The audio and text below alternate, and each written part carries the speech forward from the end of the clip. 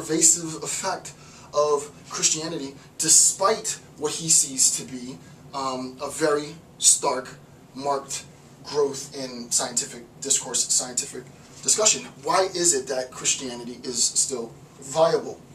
Number 1a, on the same note, natural has come to mean the same as contemptible, bad. And that's a quote from 245. And we've seen this before, right? This was sort of the discourse on the anti-biological. We're not going to, continue that sort of train of thought, but natural is equal to that which is bad, right? So the natural is that which is the same as contemptible, bad. All right? Number 2, Christianity preserves the presuppositions, right? Belief in divine dispensation, the divine providence, right? Dispensation to the sort of this act of bequeathing from an individual who has to an individual who doesn't. The act of giving, right? Gift giving becomes a huge metaphor in Christian tradition, especially sort of Calvinism, right? In the Calvinist sense, right? Your salvation comes as a consequence of grace, right? And grace is, in effect, a gift, right? You receive the gift of grace. This is the rhetoric. It would have been very interesting to see if I would have gotten, or not really we, this is our product, right? If we would have gotten a response or a defense of Christianity if someone would have incorporated that conception. But what's really interesting that Nietzsche's saying, and I think which is a great critique, right? The idea, and this is true today in 2011, and I should never mark the videos, but it doesn't really matter. Christianity preserves the superstitious belief in divine dispensation and divine providence, right? This idea that there is a plan that is laid out, and that plan is sort of hardwired into the fabric of the universe, hardwired into the fabric of existence. It preserves this. Why does he bring this up in relationship to what he sees, Nietzsche sees, as the rise of the scientific movement?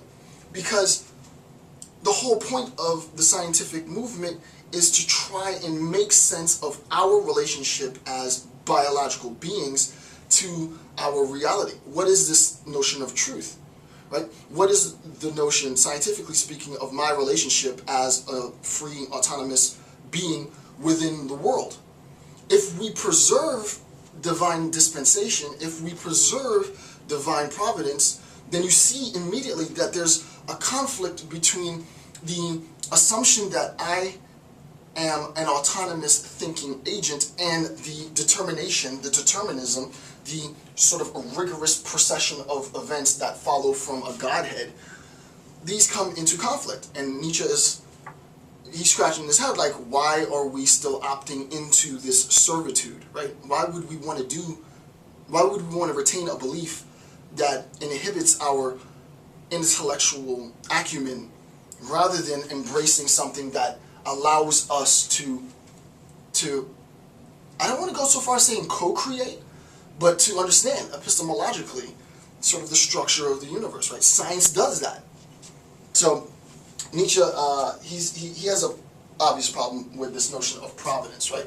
So what's natural is bad, and he says that providence is good. And I'm trying to keep it like super ghetto. We'll complicate this later, but right now just sort of. So, the continuing influence of Christianity, the first thing is that what's natural, what's biological, is bad.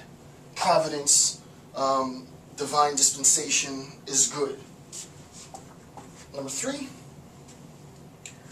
this is a direct quote from Nietzsche. Nietzsche says, through Christianity, the individual was made so important, so absolute, that he could no longer be sacrificed. The individual could no longer be sacrificed. One encourages a way, and we'll get back to that. This is a very key point, but I can't sort of spoil where this is going. But that's a huge point, right? Through Christianity, the individual was made so important, so absolute, that he could no longer be sacrificed. One encourages a way of life that leads to the ruin of the species, right?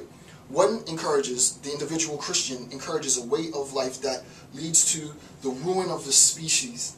Christianity is the counter principle to the principle of selection, right? So that Christianity, again, as I said, Christianity presents a very destructive interpretation, a destructive way of being, mode of existing in the world.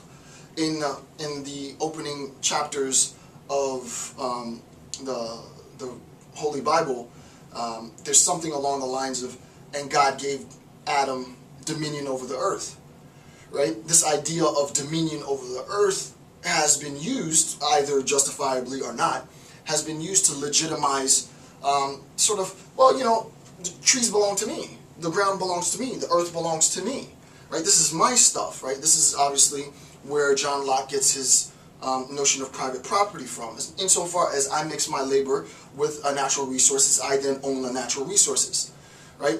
And Nozick most famously says, well, you know, if I pour lemonade into the ocean, if I pour lemon juice into the ocean and make lemonade, do I now own the ocean? No, it's ridiculous, right?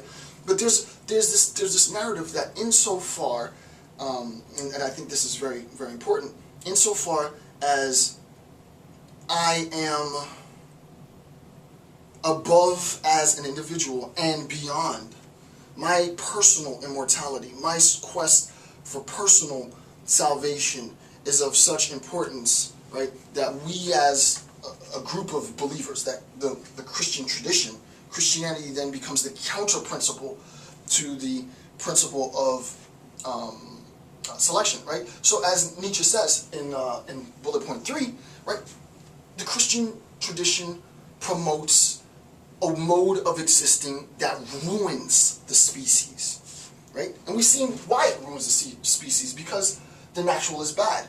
If I have an ideological belief, whether explicit or latent, that that which is natural is bad, and I believe that, then I need to act, as we've seen before. Now we can get a little deeper. Then I need to act on that belief, right? Here's my moral tenet. Here's the moral imperative. It says that which is natural is bad.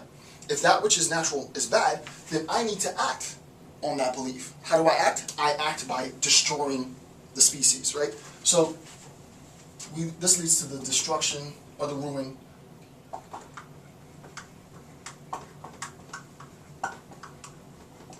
right? This leads to the destruction of the species. Natural is bad, providence is good, destruction of the species is a consequence of our beliefs.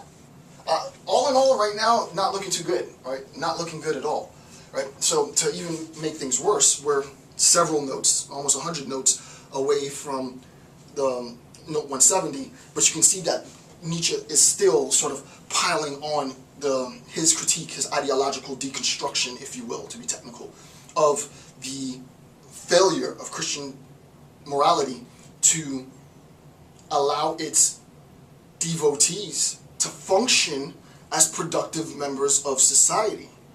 Right? That's a heavy thing to say, right? The failure, the ideological failure of the belief system to allow its devotees to function as productive members of society. Right? Okay. So, number 4, did I skip? Wait, that was 4. Did I miss one? Oh, sorry, I missed, so this is 4. I didn't go in the right order. This is number 4, and this is number 3. So let me do number 3 now. This is number 4, it doesn't really matter. Number 3, in fact, one needs only to see what tendencies the God of love inspires in his believers. They are mankind. They were mankind for the sake of the good. I missed that one.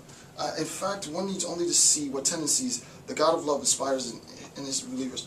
They were, that's like 243. Where did that come from? I obviously didn't cite it right. Sorry about that. 240. 242. And of course I didn't put notes around it. The God of love. Well, let me see if I can find the note. I don't quite know what I meant by that. And it's before 240. 6.